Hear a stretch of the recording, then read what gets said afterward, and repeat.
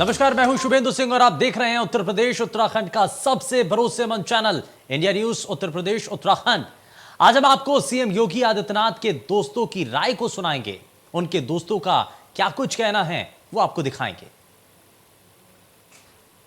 उत्तर प्रदेश के मुख्यमंत्री योगी आदित्यनाथ को आज देश ही नहीं पूरी दुनिया में जाना जाता है। उत्तर प्रदेश में एक अलग ही शख्स बनकर निकल कर आए हैं। अगर बात करें तो उत्तर प्रदेश में लगातार प्रचंड बहुमत की सरकार दूसरी बार बनी है, तो उसमें कहीं ना कहीं अगर दूसरी बार सरकार बनने में हाथ है तो मुख्यमंत्री योगी आदित्यनाथ का। कुछ लोग हमारे साथ मौजूद हैं और ये वो लोग हैं जो मुख्यमंत्री योगी आदित्यनाथ के साथ में कोटद्वार में बीएससी के स्टूडेंट रहे हैं। हालांकि बीएससी जब कर रहे होंगे तो शायद बहुत ज्यादा उम्र नहीं रही होगी, और साफ तौर पर क्या सपने थे उनके, इनके क्या सपने थे, ये सभी आज योगी आदित्यनाथ यानी मुख्यमंत्री यानी पुराने अपने मित्र से मिलने आए थे। अरविंद जी मौजूद से बात करेंगे। सर, कैसे थे मुख्यमंत्री योगी आदित्यनाथ आज के उस समय जब आप पढ़ते थे? देखिए, उस समय जब Yogi Adityanath BSc first year में आए थे तो बहुत ही साधारण और एक शांत व्यक्तित्व था उनका। और हमारे कोटद्वार से 35 किलोमीटर दूर पहाड़ में पंचूर गांव में वो थे। उसके बीएससी करने के लिए वो कोटद्वार आए थे और बहुत ही शाही किस्म के व्यक्ति थे शुरुआत में। लेकिन बाद में जब जैसे जैसे हमारे साथ मिक्सअप हुए, जैसे जैसे हम लोग उनके साथ मिक्सअप हुए, तो बहुत ही प्रतिभा के धनी हमें लगे। क्योंकि जब भी वो बात करते थे तो वो राष्ट्रवाद की बात जरूर करते थे। मतलब बचपन से ही राष्ट्रवाद की बात करते थे वो। मतलब उस उम्र में लोग खेलने कूदने की, भविष्य कैरियर बनाने की बात करते, उस समय भी राष्ट्रवाद की बात करते थे। लगता था क्या कभी वो आदमी इतना बड़ा राजनेता बन जाएगा? देखिए, इतना तो नहीं लगता था, लेकिन ये जरूर था कि वो कुछ ना कुछ करेंगे। क्योंकि हम उस उम्र में अपनी नौकरी के बारे में सोचते थे या हम आगे भविष्य में क्या करेंगे ये सोचते थे। जी। लेकिन उनका एक अलग ही व्यक्तित्व था। हमसे भी वो बातें करते थे कि देश के लिए कुछ करो, तुमने क्या करा, करो कुछ ना कुछ तो करो। इस तरीके की बातें उनकी रहती थी। तो हम कभी कभी कहते थे कि एक एकदम कैसी बात करते, तो थोड़ा सा हमें अजीब सा भी लगता था। लेकिन उनके अंदर वो बात आज भी हमें मुझे पूरी अच्छी तरह याद है कि वो सुबह 4 बजे उठ के और घूमने निकलते थे, पूजा पाठ करते थे। उस समय भी बीएससी की बात बता रहा हूँ, फर्स्ट ईयर सेकेंड ईयर में जब उनका घूमने जाते थे, रात को सुबह हमें 5:30 बजे उठा देते थे। वो खुद तो 4 बजे उठते थे, लेकिन वो कहते थे तुम जल्दी उठा करो, और हमें प्रेरित करते थे। लेकिन हमें उस समय लगता था, हम बैडमिंटन खेलने जाते थे ऑडिटोरियम, वो भी हमारे साथ जाते थे। खेलकूद का भी शौक था योगी जी? जी, बैडमिंटन वगैरह खेलते थे ज़्यादा। वैसे पूजा पाठ का वहाँ हमारा एक बड़ा सिद्धपीठ मंदिर है, सिद्ध बलि मंदिर, बहुत ही उसकी क्या कहते हैं ख्याति है हमारे क्षेत्र में। तो वो लगातार लगभग हफ्ते में 4 दिन और 5 दिन सिद्ध बलि मंदिर पैदल जाया करते थे। कोटद्वार शहर से उसकी दूरी 4 किलोमीटर 5 किलोमीटर है। लेकिन आप देखिए ना, उनके अंदर इतनी आगाध श्रद्धा थी कि वो उस समय भी बीएससी में जब हम लोगों के एक सपने हुआ करते थे कि हमें अपने जीवन में कुछ करना है, क्या करना है, एक अपना भविष्य बनाना है, लेकिन उनका एक व्यक्तित्व वहीं से नजर आता है कि उन्हें कुछ करना था देश के लिए। इसलिए वो उस समय भी वही बातें करते थे जो हमारी समझ में तो खैर उस समय इतनी नहीं आई, लेकिन वो प्रेरणा उनके अंदर पहले से थी, या ये वो बात उनके अंदर पहले से थी कि सुबह जल्दी उठना, पूजा करना, मंदिर जाना, और उसके बाद हमें प्रेरित करना कि आप देश के लिए कुछ करें, हम देश के लिए कुछ करें। तो ये बहुत बड़ी बातें हमें लगती हैं। और देखिए, आज वो उस पद पर, उसके लिए मतलब एक जो बेस था, जो उनकी सोच थी, वो आज उस पद पर है। हमें बहुत गौरवान्वित महसूस होते हैं हम लोग कि वाकई हम उनके साथ पढ़े हैं। तो ये हमें बहुत अच्छा लगता है। संदीप बिष्ट जी भी हैं जो कि अध्यापक हैं, जो भी साथ में थे उस समय। क्या उम्र रही होगी आप लोगों की उस समय, और तब में देखकर अभी क्या बदलाव देखते हैं? सर, उस टाइम हमने इंटर करने के बाद जो है, हम तो कोटद्वार से ही राजकीय इंटर कॉलेज से पढ़े हुए थे। वो भी ऋषिकेश राजकीय इंटर कॉलेज से आए थे। भरत मंदिर इंटर कॉलेज से पढ़ के उन्होंने कोटद्वार की तरफ ही जो पीजी कॉलेज है उसमें अपना प्रवेश लिया। हमने भी उस टाइम प्रवेश लिया। उस टाइम पहला वक्त था जब हमारी प्रवेश परीक्षा हुई थी बीएससी में। जो एडमिशन के लिए जो है पहली बार जो है गढ़वाल यूनिवर्सिटी जो है प्रवेश परीक्षा कराई थी। तो हम उसमें से कुछ चुनिंदा 72 स्टूडेंट जो है चयनित हुए थे, और उसमें जो है योगी जी महाराज जो इस टाइम हैं आदित्यनाथ सिंह बिष्ट, उनका भी प्रवेश हुआ था।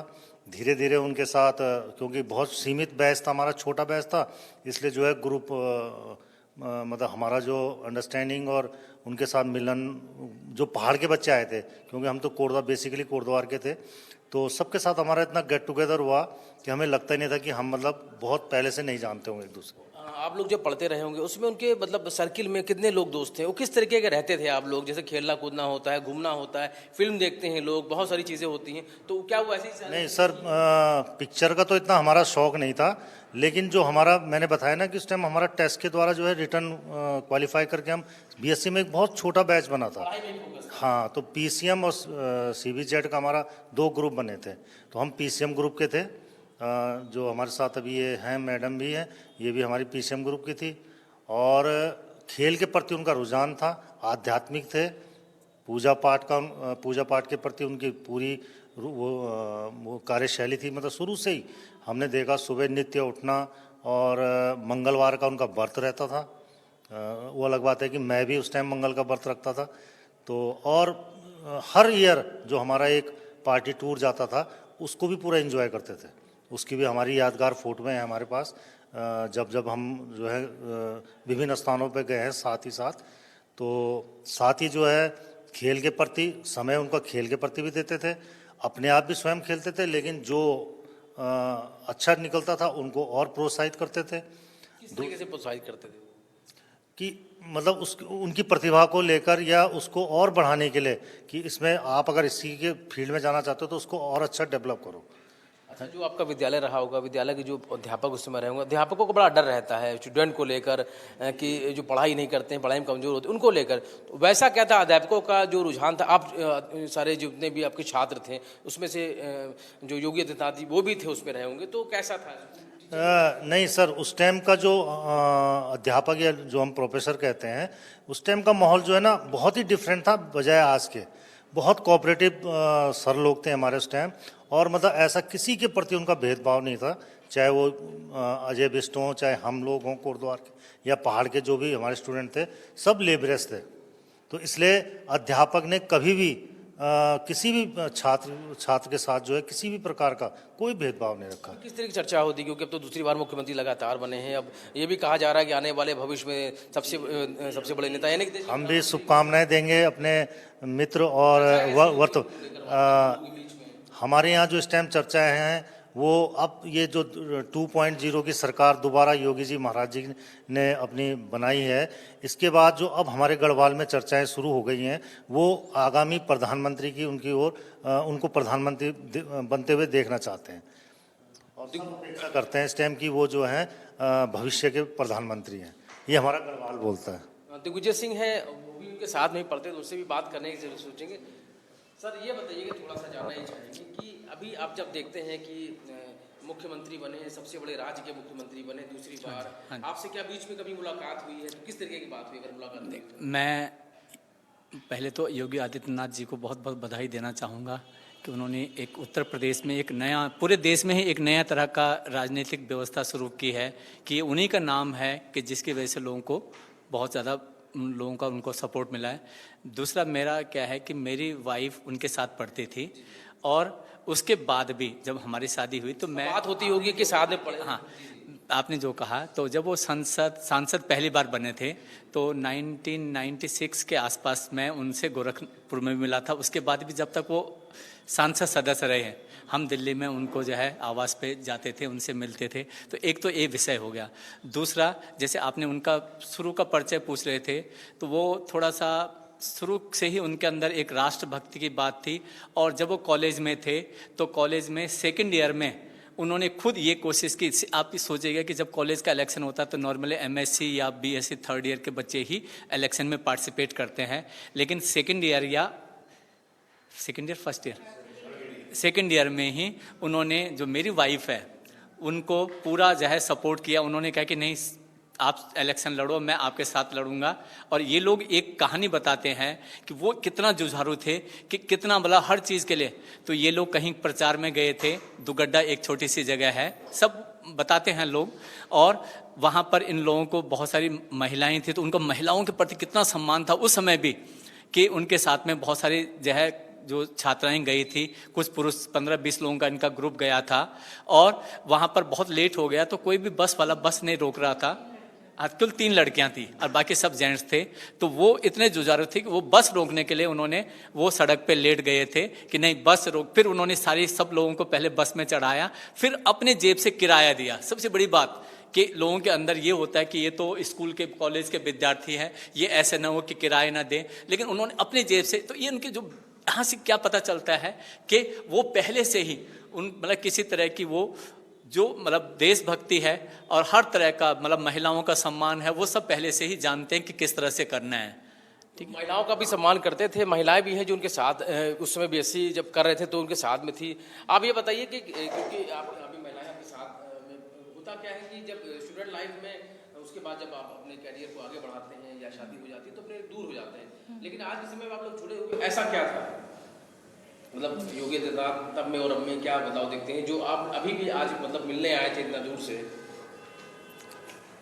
देखो, उस टाइम भी जैसे था वो ये था कि हमारे साथ के इतने ऊंचे पद पे आ गए, तो उनको एक सम्मान देने के लिए हम यहाँ पे आए हैं। किस तरीके का मतलब जो बातचीत कभी होती रही होगी आपसे भी, कभी भी आप लोग जो पढ़ते रहे होंगे उस समय, तो नहीं लगता था कभी आप लोग याद है कि हमारे बीच हमारे साथ पढ़ते थे और आज इतने बड़े प्रदेश के मुखिया हैं? सर्वप्रथम मैं योगी आदित्यनाथ को बधाई देना चाहूँगी उत्तर प्रदेश का मुख्यमंत्री बनने के लिए। और दूसरा ये कि जहाँ तक मैं उनको रिकॉल करती हूँ, वो एक बहुत सीधे साधे और गंभीर प्रवृत्ति के इंसान थे। और जब मैंने जो है सेकेंड ईयर में बीएससी में जो है जॉइंट सेक्रेटरी का कॉलेज लेवल का चुनाव लड़ा था, तो उस समय भी उन्होंने मेरी काफ़ी मदद की थी। और वो स्वयं मेरे पास आए थे और उन्होंने मुझसे कहा था कि सरस्वती, काउंटिंग में जो है ना बहुत धांधलीबाजी होने वाली है। उस समय पेपर बैलेट हुआ करते थे, तो तुम्हारी काउंटिंग में अंदर मैं जाऊंगा। तो मैंने मुझे पता था कि लोगों के लिए खड़े रहते थे। बिल्कुल बिल्कुल, उन्होंने जो है ना, जैसे कि मैं मतलब सेकंड ईयर में ही थी, कोई बहुत मेरे को इतना एक्सपीरियंस नहीं था, तो उन्होंने मुझे पूरा तरीके से सब सपोर्ट किया था। और मेरी काउंटिंग में अंदर वो गए थे, और जो अंदर और भी लोग थे वो मुझे बताते थे कि उन्होंने जो है ना एक एक वोट के लिए वहाँ पे जो है ना पूरी बहस की थी। और फाइनली मैं जो है ना ओनली 21 वोट से जो है ना जीती थी, और शायद उसमें उनका बहुत बड़ा योगदान था। तो मतलब वो काफ़ी मतलब हर चीज़ को काफ़ी सीरियसली लेते थे। और बस मतलब हेल्प करना का तो उनका हमेशा से रहा है। तो उसके बाद जब हम मतलब शादी हो गई और फिर हम अपने अपने उसमें आ गए, तो हम उनसे मिलने जाया करते थे। और जहाँ तक जब भी मतलब हमें उनको हमें उनकी जब भी ज़रूरत पड़ी है, तो उन्होंने हमेशा हमारी मदद की है। और इसी उससे जो है ना हम उनसे जो है ना इस बार मिलने आए हैं, और हम उन्हें बहुत बहुत बधाई देते हैं। और वो बहुत अच्छा कार्य कर रहे हैं। बधाई तो देने बहुत सारे लोग आ रहे हैं, उत्तर प्रदेश पूरा बधाई दे रहा है, देश के बड़े बड़े नेता बधाई दे रहे हैं, लेकिन ये वो लोग हैं जो उनके साथ पढ़ा करते थे और आज बधाई देने आए। सर, क्या कुछ कहना चाहेंगे? आज आप लोगों की मुलाकात तो नहीं हो पाई, लेकिन फिर भी कुछ बातचीत हो पाई हो? सबसे पहले तो मैं आदरणीय मोदी जी को और योगी जी को, दोनों की टीम को बधाई देता हूँ कि आपके दोनों के नेतृत्व में उत्तर प्रदेश में प्रचंड बहुमत की सरकार बनी है भारतीय जनता पार्टी की। मैं उसकी बधाई प्रेषित कर रहा हूँ, क्योंकि मैं स्वयं भी भारतीय जनता पार्टी का कार्यकर्ता हूं और वर्तमान में ऋषिकेश विधानसभा का मैं सह संयोजक रहा हूं। वहाँ भी हम चुनाव जीत के आए और प्रचार के दौरान हम यहाँ भी थे। तो योगी जी के संदर्भ में अभी तक वैसे सभी लोगों ने बड़ी बातें कर दी हैं।